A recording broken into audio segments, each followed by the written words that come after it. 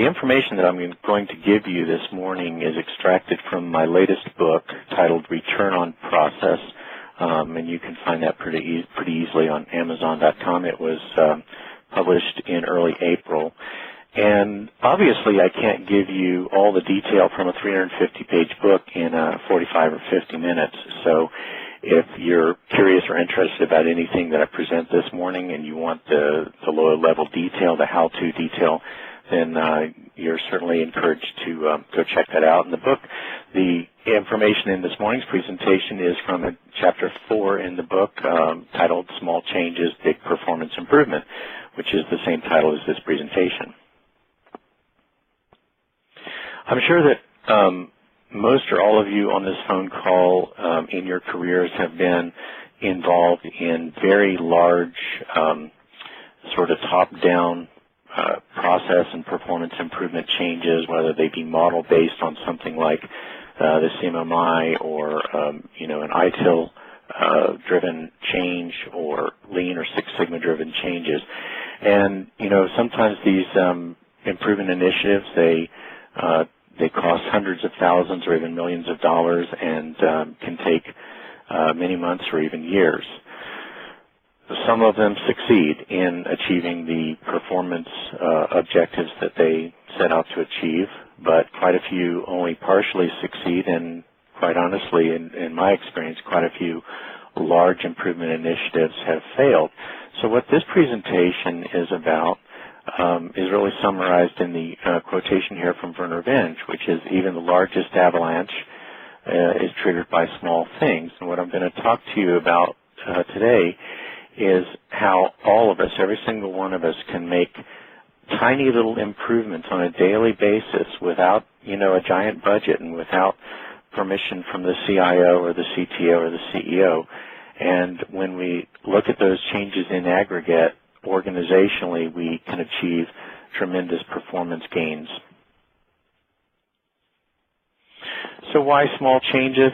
I just covered this in part. Sometimes large, grandiose, sweeping change efforts are they're really slow to get off the ground, and they can be quick to fade away. Big process improvement efforts usually require a top-down approach. You've got to get permission or authorization or budget or resources from somebody in the chain up above you to make a change, to make a large improvement initiative. And big improvement initiatives require too many parts of the enterprise to get involved at times. And so oftentimes if you identify your stakeholders and those stakeholders end up being just about everybody in the organization, then it's very, very hard to get underway and make real progress because of the constraints of getting people together. A small change, on the other hand, requires just me changing one work habit. Let me give you an example. If one person out of 1,000 people in your organization implements a change that saves 20 minutes per day, and people around that person recognize that as a good work habit, a good thing to do, and eventually all 1,000 people are implementing the change, that can yield a daily savings of 20,000 minutes, which is 333 hours per day, or 42 person days per day. That's the equivalent of adding 63 employees to your organization without hiring a single new person. And this principle that I'm talking about is called the tyranny of numbers, where, if you multiply a small savings by a large enough occurrences of the savings, then pretty soon you're talking about real money and real time. Sometimes in many organizations there are multiple large improvement initiatives that are occurring simultaneously or concurrently, because oftentimes our leaders will hear about the improvement initiative du jour, and they'll go back to their organization and they'll say, I want you to go do CMMI, or I want you to go do IDLE, or I want you to go do Six Sigma.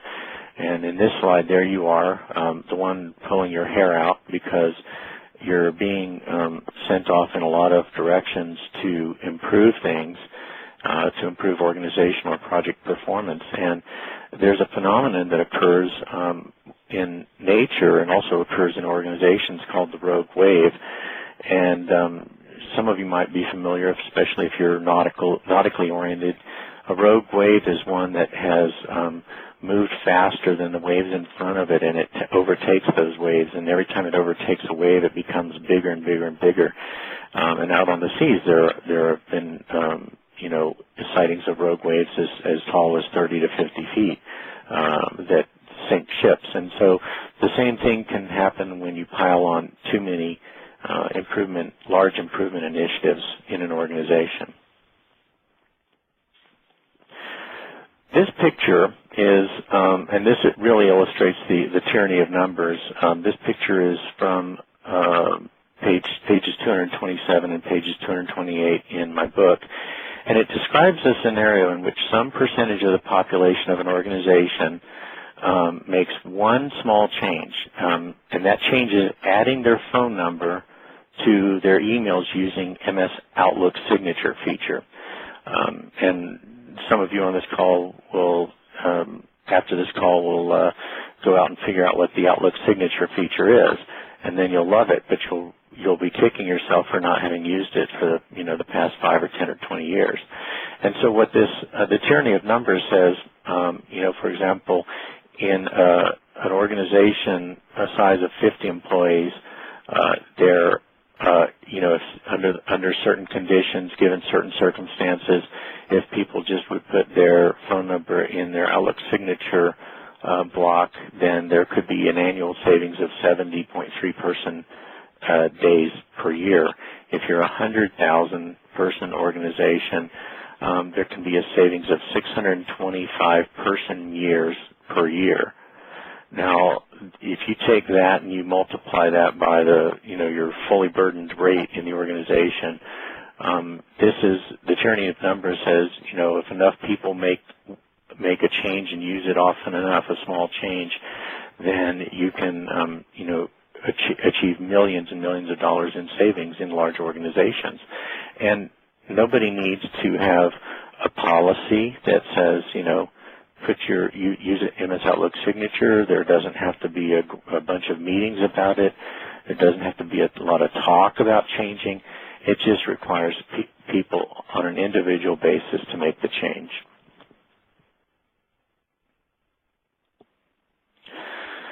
Another concept that is detailed in the book is using 20 to do the 80%. And we oftentimes in our work, what I have witnessed is I've witnessed people spending 80% of their effort to get 20% of the output.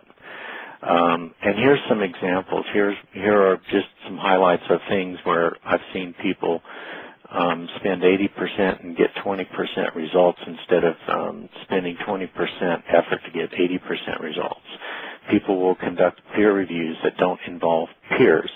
Basically, it'll be, come if you don't have anything else to do to this peer review, or come to this peer review if you're bored, or come to this peer review because we haven't really identified the word peer. When I facilitate peer reviews, I make sure that the people who are invited and attend and participate in a peer review are technical subject matter experts in the topic that's being peer reviewed, so that we can really get the content change. And that really is the second bullet there, peer reviews that only yield trivial defects.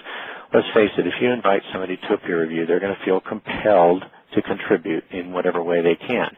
If they're not a subject matter expert in the item that's being peer reviewed, then people are going to start talking about word choice. They're going to start talking about grammar or punctuation or things like that, things that aren't real content and don't in the long run don't really matter. But you've spent a lot of time to get